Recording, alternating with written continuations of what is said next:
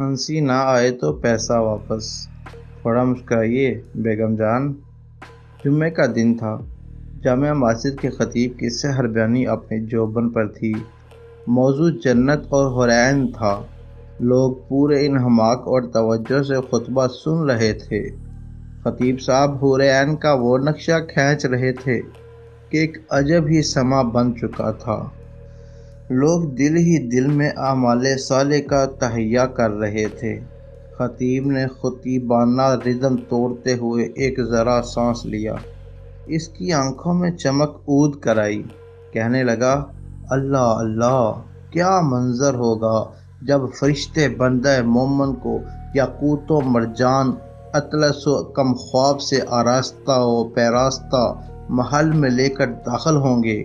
پھر اچانک اس کی نظر حور عین پر پڑے گی جو تمام حشر سمانیوں کے ساتھ جلوہ افروز ہوگی۔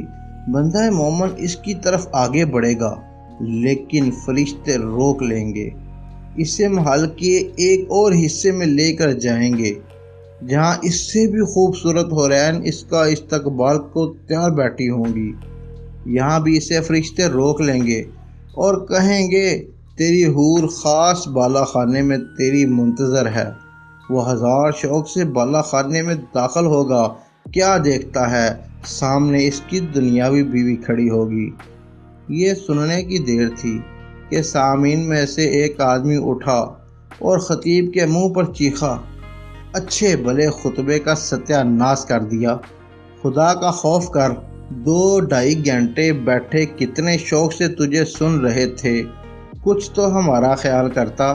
ہم لوگ بیگم سے بھاگ کر تو مسجد میں آتے ہیں اور تو نے جنت میں بھی اسے ہمارے گلے ڈال دیا۔